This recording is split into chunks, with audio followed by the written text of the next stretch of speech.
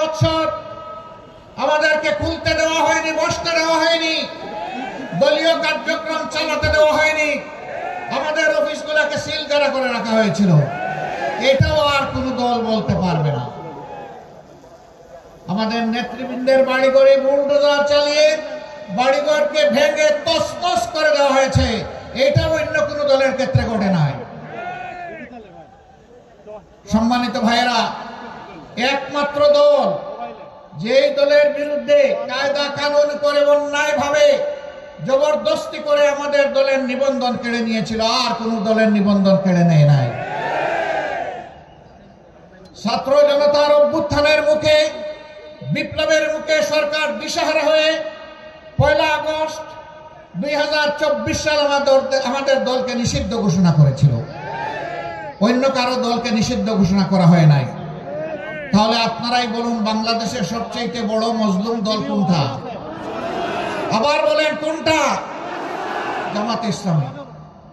সম্মানিত ভাইয়েরা, শুধু কয়েকজন নেতার জীবন যায় নাই, আমাদের অসংখ্য কর্মীকে খুন করা হয়েছে, ক্রসফায়ারের নামে দুনিয়া থেকে বিদায় করা হয়েছে, ধরে নিয়ে গুম করা হয়েছে, আমাদের ঘরদুয়ার লুণ্ঠন করা হয়েছে, চাকরি থেকে বিতাড়িত করা হয়েছে, আমাদের জমি থেকে আমাদেরকে তুলে দেওয়া হয়েছে, এমনকি কাউকে দেশেও থাকতে দেওয়া হয়নি।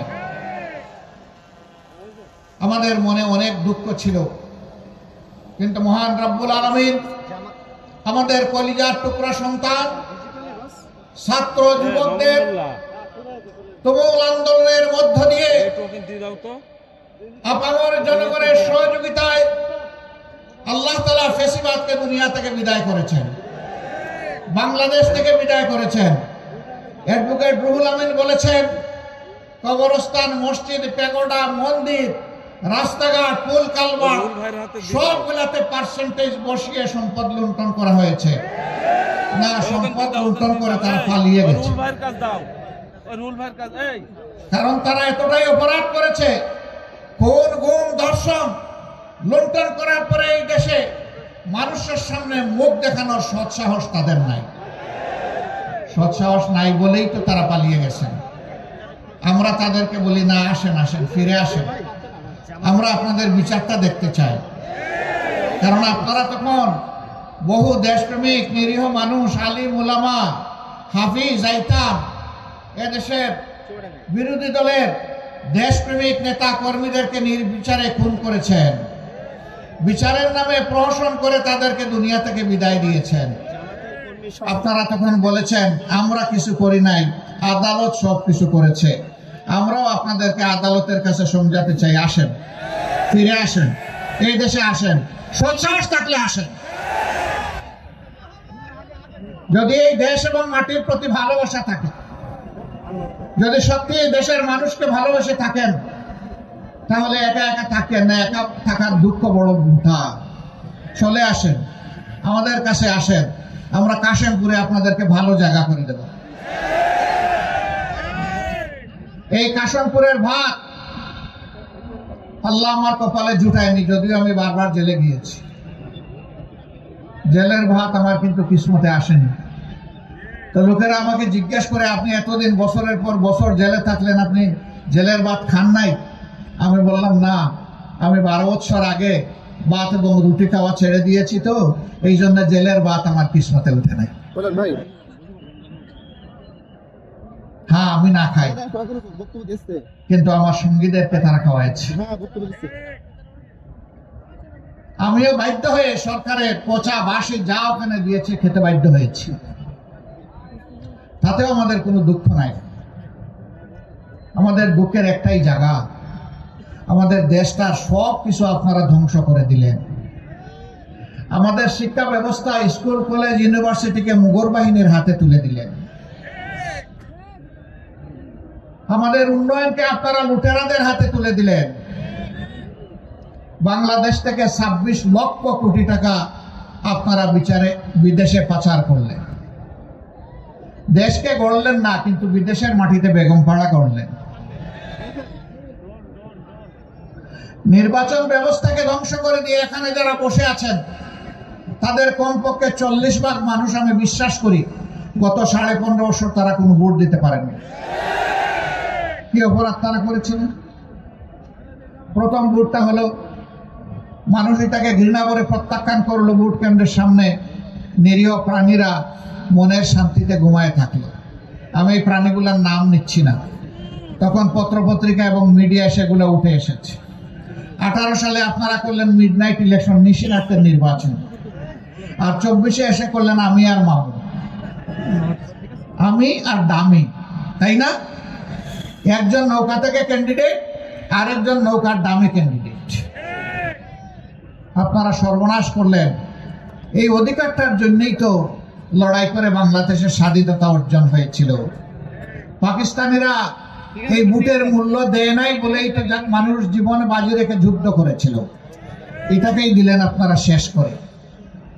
সম্মানিত ভাইরা, তারা যা করার করেছে, এখন আমাদের তো কিছু দায়িত্ব আছে।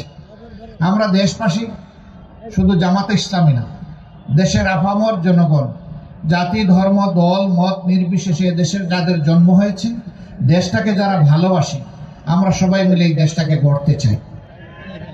ওরা আমাদের জন্য দেশের যে কঙ্কাল রেখে গেছে, সেই কঙ্কালে আমরা গোশত এবং চামড়া পরাতে চাই।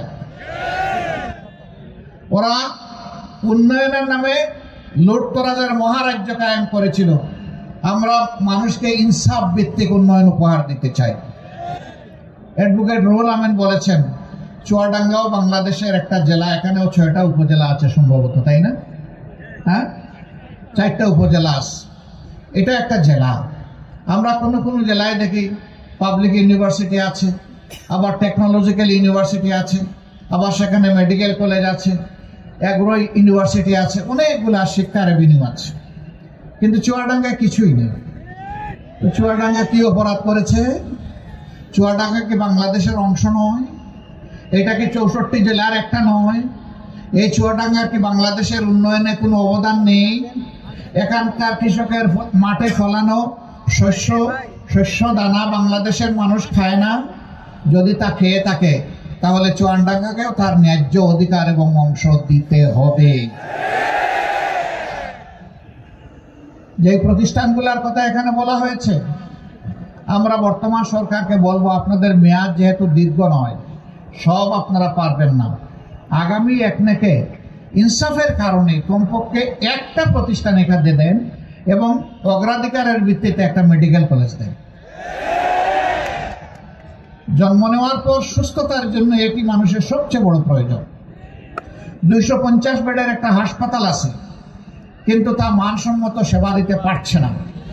হয় সেখানে জনশক্তি অপ্রতুল, নয়তোবা সেখানে যে সমস্ত সুবিধাদি থাকা দরকার সেগুলো নেই।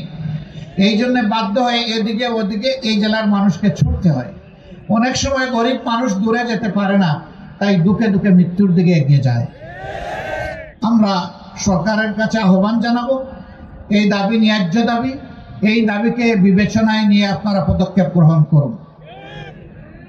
আল্লাহ রাব্বুল আলামিন যদি আমাদের প্রিয় দলকে বাংলাদেশ এবং জাতির খেদমত করার দায়িত্ব দেন, আমাদের দল যদি দেশ পরিচালনার দায়িত্ব পায়, তাহলে আমরা কথা দিচ্ছি যে ন্যায্য দাবিগুলোর কথা আমি আমার মুখ দিয়ে বললাম, ইনশাআল্লাহ পর্যায়ক্রমে ইনসাফের কারণেই সেগুলা বাস্তবায়িত হবে।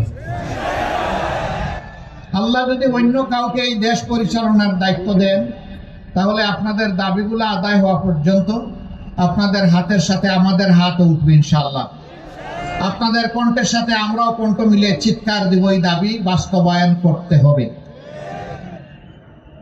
সম্মানিত ভাইয়েরা, আমরা এমন একটা বাংলাদেশ চাই যেখানে